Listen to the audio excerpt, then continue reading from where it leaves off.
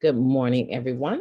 My name is Mighty Stream. Today is June the 5th, brought to you by Hope Through Navigation. And this is our Hood Recovery Services.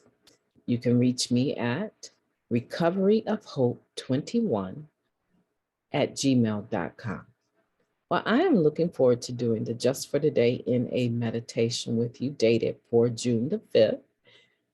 And we're not quite through the first week of June, but it's exciting that time keeps on ticking away, whether we're ready for it or not.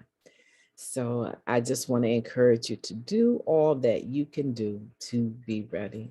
And one of those things is to consider a meditation or be prayerful and thoughtful at the beginning of your day before you start engaging a lot of people.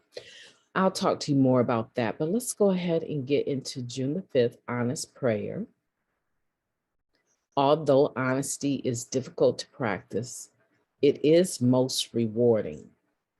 Basic text, page 96. How difficult we find it to be honest.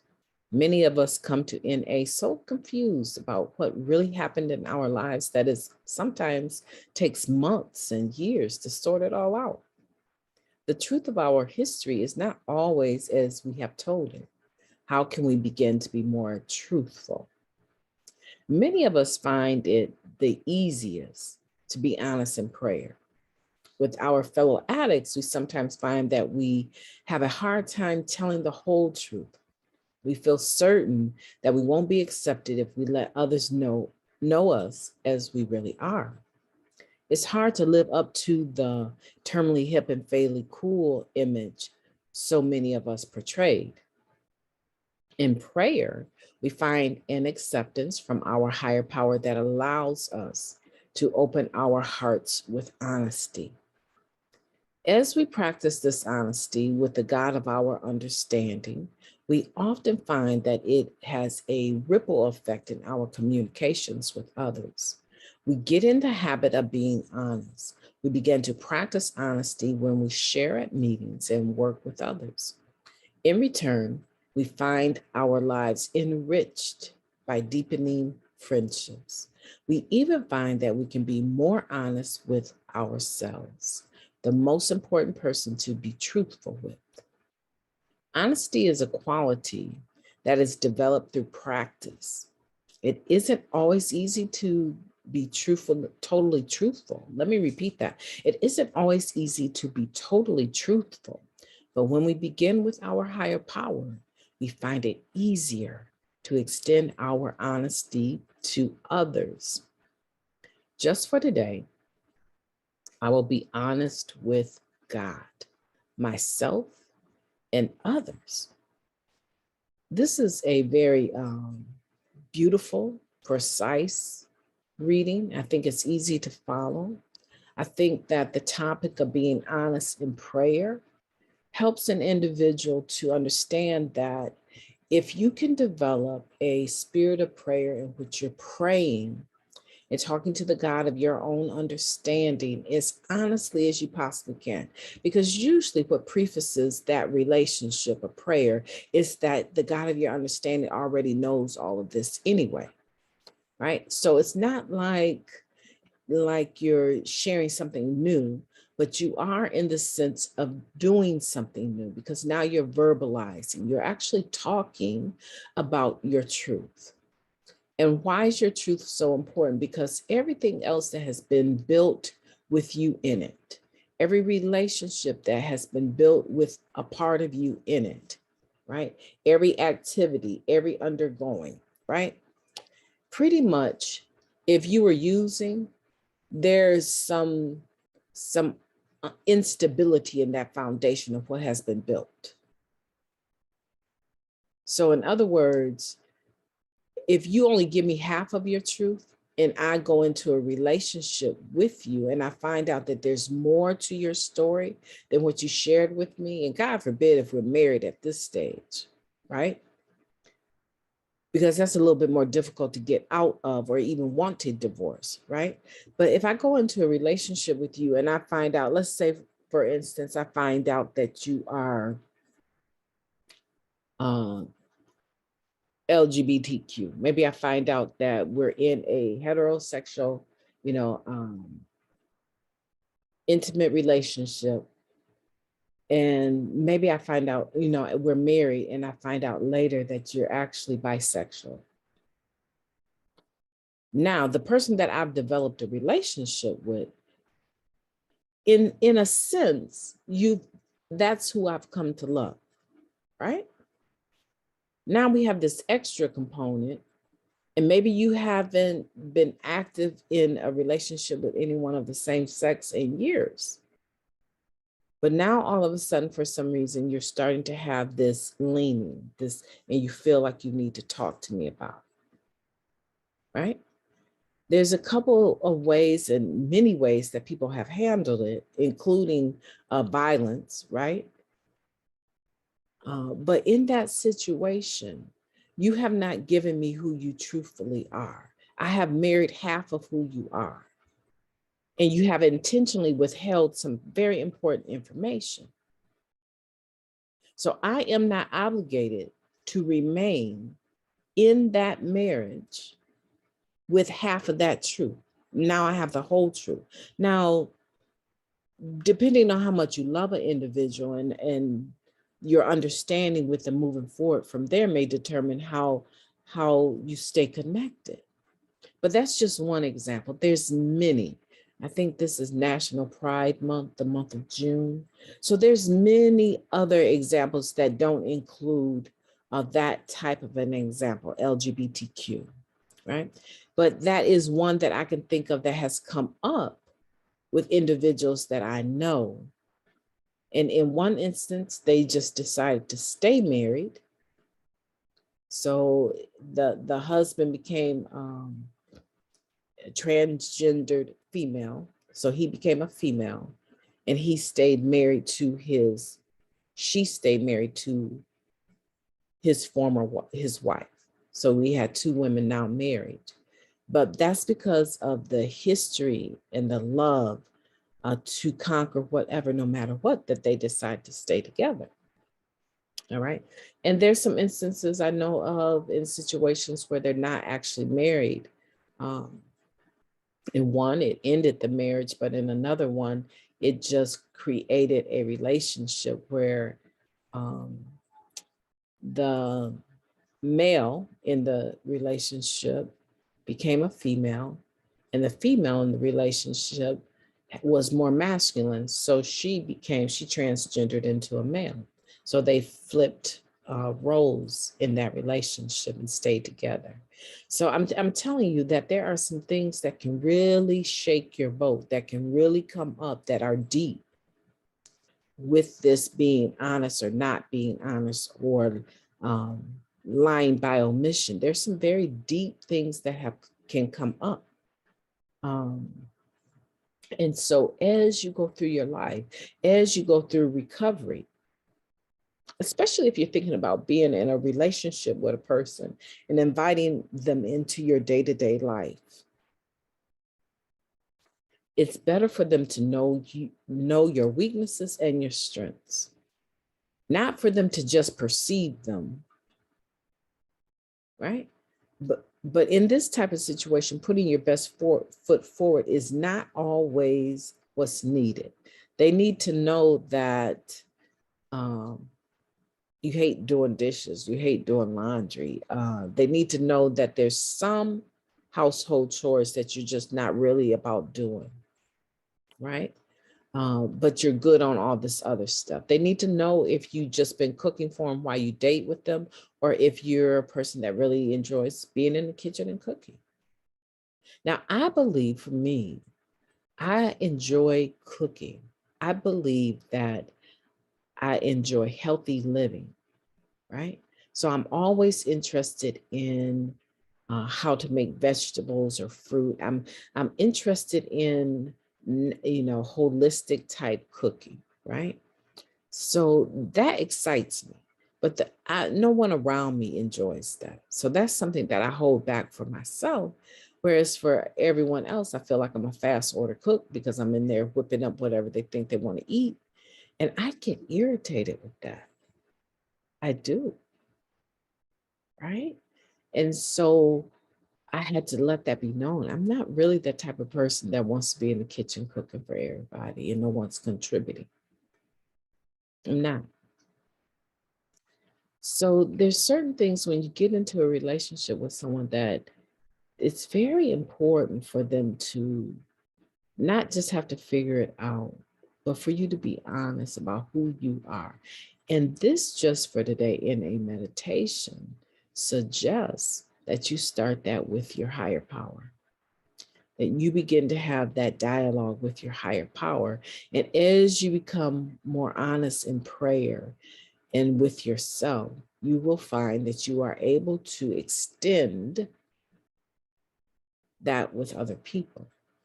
Now, let's say, for instance, you are a person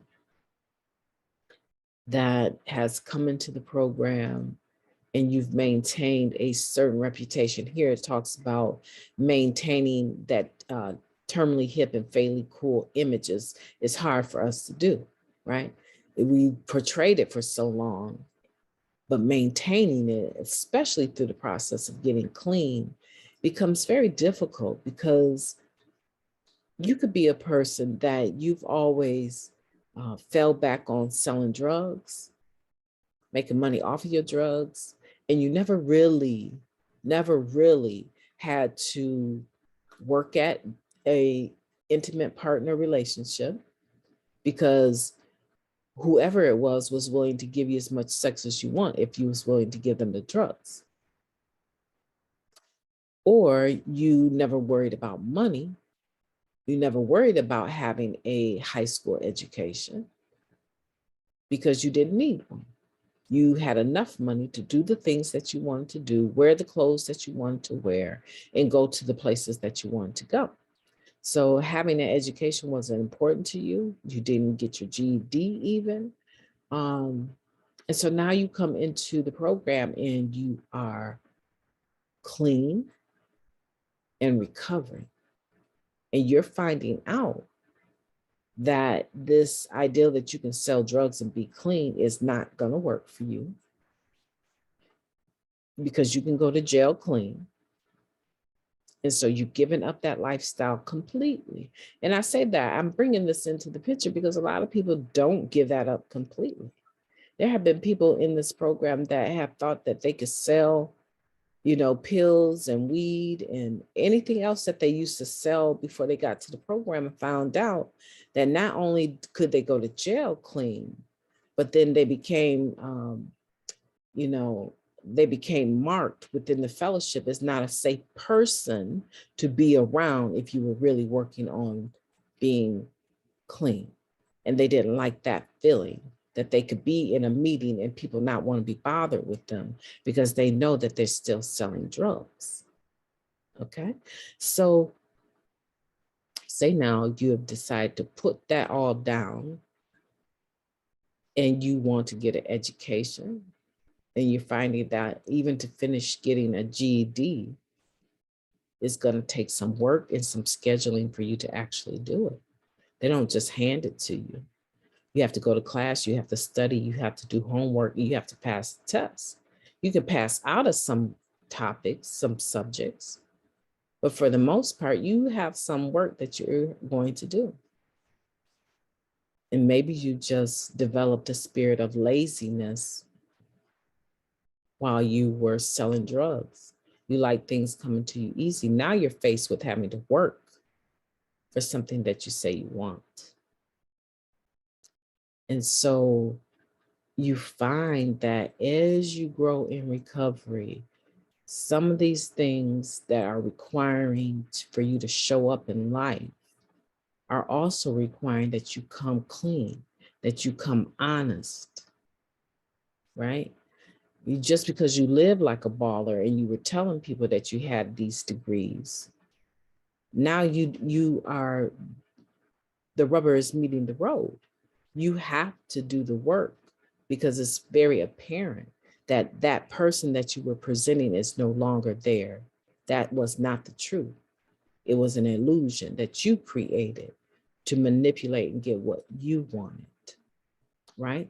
So I think that we all go through things like that. And that in prayer and being honest in prayer is the first step that this just for today in a meditation is suggesting. It concludes with this, that it isn't always easy to be totally truthful, but when we begin with our higher power, we find it easier to extend our honesty to others. Just for today, I will be honest with God, myself, and others. I challenge you today to figure out what areas you can start being more honest with God in, and what areas you can be honest with others in. Now, you may not be able to go back and clean up a bunch of stuff, because in the spirit of the 8th and 9th step, we may direct amends wherever possible, but we don't do it at the expense of hurting other people.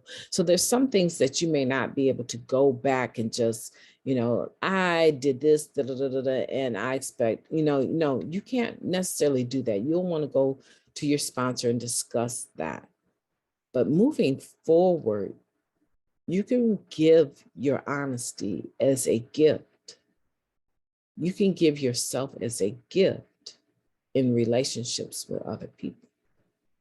Okay?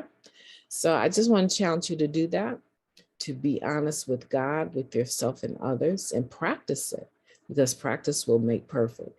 And I want to talk about this one last thing. I don't want to get out of here too fast. Let me go right back to this. Now, there's a point in here where it says that at the beginning, although honesty is difficult to practice, it is most rewarding. Let me tell you something about that statement, it being most rewarding. Okay? There is nothing as beautiful as being in the world, in life, in general, and having relationships and connectivity and friendships with individuals that are based on honesty, because then there might be some misunderstandings along the way, but it's not because someone has lied or perpetrated something else, right? It's very nice to be able to go into a relationship with a person that you realize has been honest with you and you've been honest with them, and there's no cleanup committee that's needed for that relationship. There is a lot of times where people will only share with you part of the truth, and then I don't know if I told you this before, I don't think I mentioned this before, or I think now that I'm done, I've sorted it all out, I can go ahead and tell you the rest of the story. Or I'm pretty sure I didn't mention this piece, but I want to go ahead and talk about it.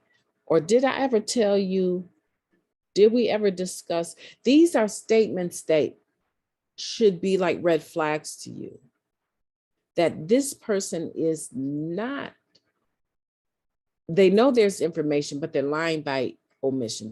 They know there's information they should be sharing, but they're lying by omission because it serves their purpose. Because a lot of times once you've responded to them, now they become responsible to that truth that you've shared with them. And so if they go the other way, or they do whatever they want to do, and now they've chosen that pain, they've chosen that trouble, right? And that speaks to a whole nother level of self-esteem issues and core value issues, right? So I hope that makes sense to you, that though when people come to you with conversations like that, that is generally an indication that they have intentionally withheld some other information from you, and they don't trust you enough or trust themselves enough to be completely honest with you. And eventually you begin to take note that any conversation you have with them is subject to change, because they have such a pattern of adding other information along the way. Me personally, I don't let it rock my boat, because I believe that I have a wisdom that has been given to me to know the difference between what I can change and what I cannot change. And that wisdom that I have helps me determine what I'm dealing with in that moment. If it's something that even speaking into it is not, it's not valuable, then a lot of times I just refrain. Well, what do you think you want to do? Right. And a lot, it's not being gamey or anything, but it is letting them know you're still going to have to make the decision. I'm not going to make a decision for you, especially internally knowing that you're giving me half of your information because you put me at a disadvantage. Okay. So these are things that I want you to think about, how rewarding it can be to be honest in a relationship where everything is on the table. You don't have to hide anything under the table. You don't have to go back and try to make up the story or add to the story or be more truthful about the story. You don't have to do any of that. What you see is what you get. Right. And so that's a beautiful place to be. And also, it opens doors of opportunity to you because people will begin to trust you. Okay, so I want to end it there and I thank you for listening. I'll look forward to talking to you tomorrow.